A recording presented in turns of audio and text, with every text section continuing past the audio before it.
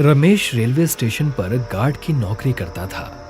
उसकी शिफ्ट हाल ही में रात की हो गई थी और उसका ट्रांसफर एक ऐसे रेलवे स्टेशन पर कर दिया गया था जो काफी सुनसान और वीरान। वहां से ज्यादा गाड़ियां नहीं गुजरती थी और प्लेटफॉर्म भी अक्सर सुनसान ही रहता था। उस स्टेशन पर ज्यादा पैसेंजर भी वेट नहीं करते थे। शहर की आबादी भी कम थी। रमेश इस बात से काफी नाराज था कि उसका ट्रांसफर ऐसी वीरान जगह पर कर दिया गया।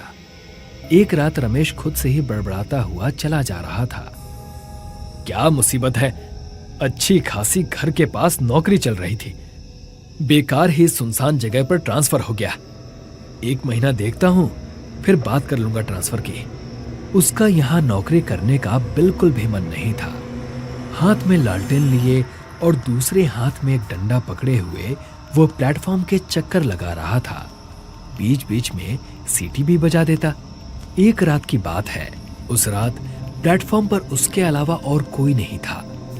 रात के 2 बज रहे थे। रमेश ने देखा कि एक आदमी बेंच पर बैठा हुआ था।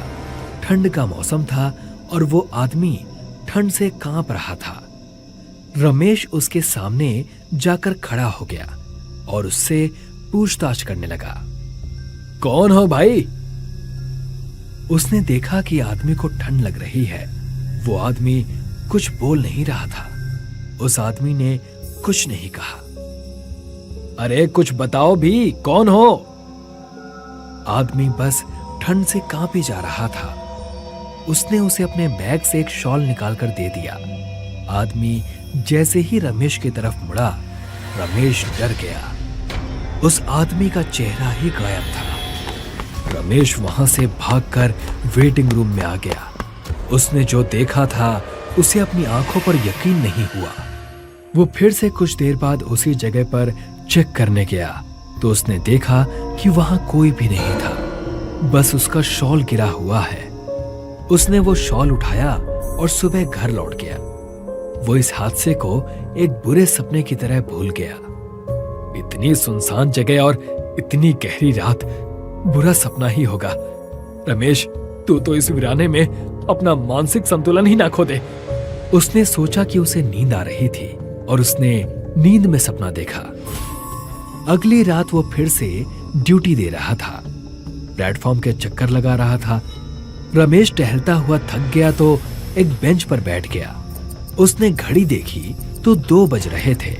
कुछ ही देर बाद उसके पीछे से किसी के चलने की आवाज आई। उसने लालटेन से पीछे मुड़कर देखा तो वहां कोई भी नहीं था। रमेश को लगा कि उसे नींद आ रही है। उसने चारों तरफ देखा और आंखें बंद कर ली। फिर वहीं कुछ देर बैठे बैठे उसकी आंख लगने लगी। तभी एक हाथ उसके कंधे पर आया और उसे जगाने लगा। पहले तो उसने ध्यान नहीं दिया, लेकिन फिर से ऐसा हुआ तो वो चौंक कर उठ गया। उसने चारों तरफ देखा तो वहां कोई भी नहीं था। रमेश को लगा कि उसने फिर से कोई बुरा सपना देखा है। रमेश ये सब सोच ही रहा था कि उसे पायल की आवाज आई। उसने चारों तरफ देखा तो उसे एक लड़की जाती हुई दिखी। रमेश उस लड़की को आवाज देकर रोकने लगा। रुको! अरे रुको! सुनो! रुको! वो जैसे ही उस लड़की के पास गया तो वो लड़की गायब हो गई थी। रमेश इस बार घबरा गया था। उसके माथे का पसीना साफ साफ बता रहा था कि वो बुरी तरह से डर गया है। रमेश ने ये बात फिर से किसी को नहीं बताई, लेकिन अब उसे प्लेटफॉर्म पर ड्यूटी करने से डर लग रहा था। अगली रात रमेश एक ही जगह खड़ा रहा। उसने स्टेशन का कोई चक्कर नहीं लगाया। कुछ देर बाद रमेश के पास एक आदमी आकर खड़ा हो गया और ट्रेन के बारे में जानकारी लेने लगा। रमेश को लगा कि कुछ गड़बड़ है। रमेश दूसरी तरफ देखने लगा और उस आदमी को नजरअंदाज करने लगा। उस आदमी ने फिर से रमेश से पूछा। इस बार रमेश को लगा कि ये कोई इंसान ही है। रमेश उस आदमी को ट्रेन के बारे में बताने लगा। तभी घड़ी में 2 बज गए। पूरा प्लेटफॉर्म घड़ी की आवाज से गूंज रहा था। रमेश ने घड़ी की तरफ देखा तो वो थोड़ा सा घबरा गया। उसके सामने खड़े आदमी ने उसके कंधे पर हाथ रखकर उसे जगाया तो वो होश में आ गया। रमेश ने देखा कि सामने खड़ा आदमी उसे धुंधला दिखाई दे रहा है। उसने अपनी आंखें मली, उसे फिर भी वो आदमी धुंधला ही दिखाई दे रहा था। रमेश ने उस आदमी को बुलाने की कोशिश की तो वो भागने लगा। रमेश भी उसके पीछे भागने लगा और वो आदमी अचानक से पटरी की तरफ भागने लगा और गायब हो गया। रमेश अपना बैलेंस नहीं बना पाया और पटरी पर गिर गया। उसने ट्रेन की आवाज सुनी और घबरा गया। उसे सब धुंधला दिखाई दे रहा था। वो डर से चिल्लाने लगा। तभी रेलवे स्टेशन मास्टर प्रसाद भागा हुआ आया और उसने रमेश को पटरी से बाहर निकाला। रमेश कुछ देर तक बेहोश रहा। रेलवे मास्टर प्रसाद ने रमेश के ऊपर पानी छिड़का तो वो उठकर चिल्लाने लगा। प्रसाद ने उसे शांत किया और उसे दिलासा दिया कि वो ठीक है। रमेश को कुछ भी समझ नहीं आ रहा था कि उसके साथ ये कैसे हादसे हो रहे हैं। प्रसाद ने पहले तो उसे डांटा कि वो पटरी के इतने पास क्यों गया। रमेश ने प्रसाद को अपने साथ घट रही सारी अजीब घटनाओं के बारे में विस्तार से बताया। प्रसाद तुरंत ही समझ गया। उसने कहा, इस इलाके में कई छलावे रहते हैं। वो सब रूप और शरीर बदल बदल कर आपसे बात करना चाहते हैं। उसके बाद आपको नुकसान पहुंचाने की भी कोशिश करते हैं। रमेश छलावे का नाम सुनकर बुरी तरह से कांप उठा। वो जल्दी से स्टेशन से भागने लगा। प्रसाद ने उसे समझाया कि ऐसे भागने से कोई फायदा नहीं है। बस इन सब का एक ही इलाज है कि जब भी ये तुम्हारा ध्यान अपनी तरफ खींचने की कोशिश करें तो तुम्हें इन पर बिल्कुल भी ध्यान नहीं देना है और छलावे से बातें तो बिल्कुल भी नहीं करनी है। रमेश प्रसाद की बात ध्यान से सुनता रहा। फिर थोड़ी देर बाद उठकर प्लेटफॉर्म पर जाने लगा। उसने देखा कि सामने से एक आदमी आ रहा है।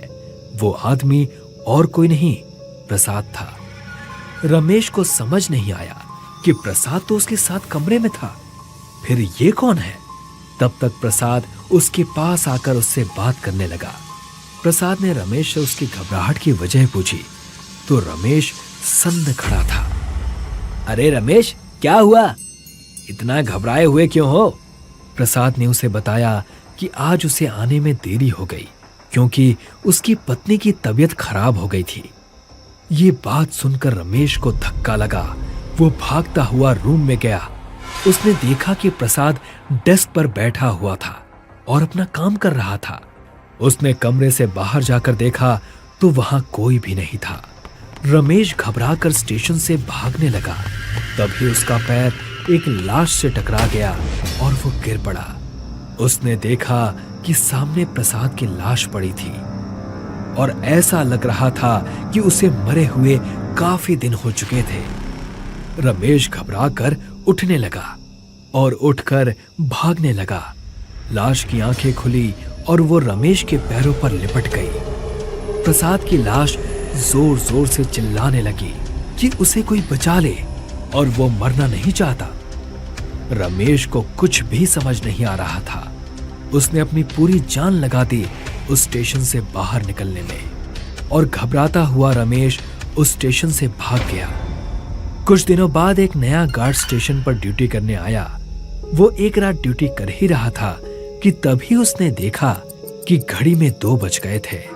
सारा प्लेटफॉर्म खाली था। तभी उसके कंधे पर किसी ने हाथ रखा। गार्ड ने देखा कि वहां कोई नहीं था। वो प्लेटफॉर्म के चक्कर काटने लगा कि तभी उसे एक परछाई दूर जाती हुई दिखाई दी। वो परछाई एक शरीर में बदल गई और उस गार्ड के पास जाकर खड़ी हो गई। गार्ड ने पीछे मुड़कर देखा और उसके सामने रमेश खड़ा था।